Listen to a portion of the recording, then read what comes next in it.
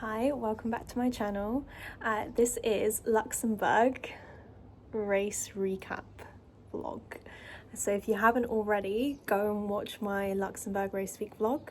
I think it's a pretty good one, if I may say so myself. And yeah, this is just me recapping the race in hopefully a very short way, because I want you to actually finish this video. So I'm gonna get right into it. My overall time for this race was 7 hours, 3 minutes and 22 seconds.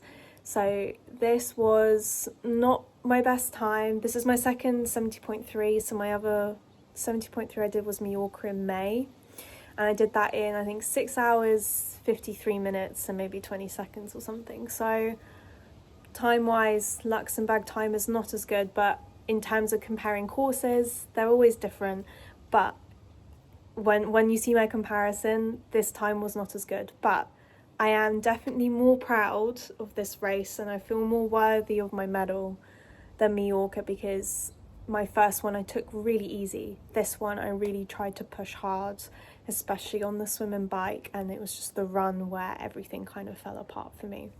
But I'll get into that. So my swim I did in 39 minutes and 50 seconds, which was great. I did like 8 minutes quicker per 100 meters than Mallorca.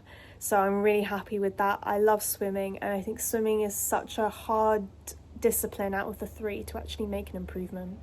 So I'm really happy with that. New wetsuit, I started in the 35-minute pen, so I got dragged along a lot, but then I did start with a huge group of people because I think that's pretty much like the average kind of time. So yeah, but it was fine. I pushed people out of the way and I got through, so it was really good. And I enjoyed the swim. It was a lake swim, and so really recommend for beginners, like really, really nice. So yeah, I started off well with the swim, came out the water. T1 was 8 minutes and 41 seconds. So on the long side, but T1 is very big. I think it was like 800 meters total from the swim to like the end when I clicked to start the ride. And I didn't run in T1. Once I got off the road to cross from the lake to T1, it's grass and they put carpet down, but it's very uneven. I was too scared that I was going to hurt myself if I ran on it, so that's why it's quite slow, my time there. But I was all good after the swim. Somebody like unzips your wetsuit on the way out, so it was really easy for me to get my wetsuit off, which was great. My bike, 3 hours, 21 minutes and 12 seconds. So that's an average of 27.1 kilometers per hour. This is great. Like, my time in Mallorca was like 20 plus minutes slower than this. So this bike I was really, really happy with. Like, I pushed hard on this bike and it was rolling compared to Mallorca, which just had one hill. The first like 35 kilometers was flat, and then you started rolling, and then the last 10 kilometers were flat. But this course was beautiful, absolutely breathtaking, like what you see. And it was so nice. I didn't see a lot of pelotons or like drafting in general on this course either, which was really nice. And the referees, the aid stations, just really, really nice. And I really, really enjoyed it. And I think my normalized power was 148 watts compared to I think 134 for Mallorca. So really good like wattages in terms of what I was able to pull out. And it started to get hot towards the end of the ride. The peak temperature was 28 on the day. So it did get a little bit hot, but I didn't really feel that too much on the bike, which was good. And I managed to have 4 out of 6 gels that I had planned. I wish I had just pushed myself to finish those, because it might have helped me going on to the run. So once I come back from the bike, my T2 was 6 minutes and 39 minutes, which is good, 2 minutes quicker than T1, which is usually like how it goes. It's always at least 25% quicker, I'd say, your T2 to T1, because it's just less faff without the wetsuit and everything. But I felt good. I felt good coming on to the run.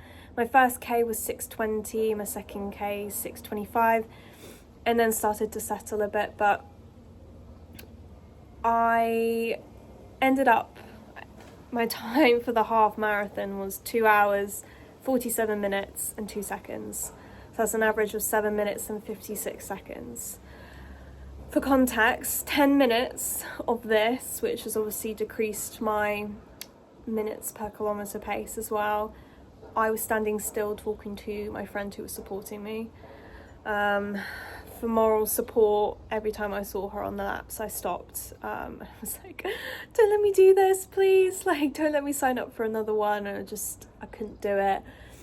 Physically, I felt great. There was really nothing wrong with me. It was completely mental. Because I hadn't finished my nutrition on the bike, I said to myself, I'm going to bonk. So I just convinced myself I was going to bonk, even though I felt fine. And then it was hot. I'm too hot. I can't do this. I have to slow down. I can't maintain this pace. And on and on and on, the dialogue went in my head. And the more I convinced myself I wasn't going to be able to do this run to the best, like to the times that I wanted to. I'd aimed between 6:20 and 6:40 per minute kilometre pace. And in the end, my Garmin, which I think paused when I stopped fully, it paused. So it was 7:22. So I was off by like literally a full minute of what I ideally wanted to do and what I could have done, unfortunately. So this race was really mental because my swim and my bike were great and I was really on for a good time, but I just convinced myself it wasn't gonna happen. And unfortunately, yeah, it left me with not a time I wanted, but I learned a lot from this, and I think that's the most important thing you can take away from these kind of races, is just what you're learning from it. And these races are as much of a mental as they are physical, and the mental is really what I need to work on, because I've had these problems, well, these mental fallbacks during training, during racing, obviously, just like both, and it's really what I think just stopped me from achieving my best time in Luxembourg last week. And I came 77th out of 90 in my age group. I'm in the 25 to 29 age group, and overall 2,100 and something, but I wasn't last. So yeah, I wasn't last, so it's not the worst thing in the world. So yeah, so that's in brief how my race went. And then, side note, after the race, I felt great, all good. Took my flight the next day in the morning, not too early. I had hydrated, I had eaten, like I felt fine. And then Monday evening, I started throwing up. And then started having like diarrhea, and I was up intermittently throughout the whole night. Then the next day I woke up and I felt so fatigued. I felt so painful, aches and pains all over my body. I could barely like stand up to make it to the toilet. And I then just got to the point in the afternoon where it was just everything hurt and I could barely move, and I just wasn't even able to I couldn't eat anything, like it was just all coming up. Even drinking felt like a bit of a struggle. Ultimately I ended up in the hospital and they put me on an IV drip, and they just obviously pumped me full of like ibuprofen, paracetamol, electrolytes, you know, all the fun stuff they put in the IV bags, and instantly felt better. And what my fiance Miguel thought I had was exactly what I had, and I'll put the name here because I've got no freaking clue how to say it. It's not very common, but it can happen, and it can be due to events like triathlon, but your body just basically starts to break down. It just shuts down, and it can lead to kidney failure ultimately, and in some very rare cases it can cause death. So I'm happy that I had someone looking after me, and I got the help that I needed, and I feel good now, but it has shaken me a little bit, and I've ultimately decided that I'm not going to do IRONMAN Barcelona this year. I've officially deferred it to next year. I didn't want to switch it to another race in 2026, but you can't do that. So if you're ever in this position, whatever race you sign up to, you can only transfer it to a race in the same calendar year. So if you pick one at the end of the year, you're stuck, because you can't, if you start with the beginning of the year, like if I had done Copenhagen, for example, in August, I could have moved it to Cascais. 12 weeks later, if I had an injury or needed more time, fine.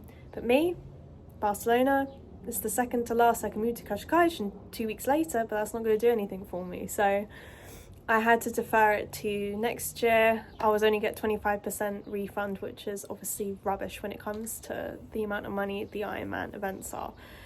So I am doing Ironman Barcelona in 2026, and I'm currently looking for a 70.3 race that I'm interested in beforehand, maybe in middle of the year of 2026. So that's where I am now. So for the rest of the year, I don't think I'm going to do any racing, but good news for you, you have another 1.5 years of me at least with Ironman content. So it's good for you guys, because I might have done Ironman Barcelona in 11 weeks and then been like, got nothing else to do, YouTube, I'm not going to do it anymore. So it's your lucky day that you're going to see a lot more of me. But yeah, so I hope you enjoyed this this race recap, and I really do recommend Luxembourg 70.3 for beginners. There were loads of beginners there, and what I do love about triathlon is that all ages, all sizes, like it literally doesn't matter. Everybody looks so different and everybody's at different stages, and I think it's such a beginner friendly race, and Luxembourg is a really beautiful country to go and visit anyway. So if you are interested, I hope I have convinced you now to do it, and yeah, I hope you continue following my journey, and if you like this video, please like it, and if you want to subscribe, please subscribe. And if I get to 100 subscribers, I've said that I'm going to buy a proper vlogging camera, because at the moment I'm just filming this all on my iPhone. So yeah, if you fancy subscribing and convincing me to get a vlogging camera, I'd appreciate it. So yeah, thank you for watching this video, and I will see you next time.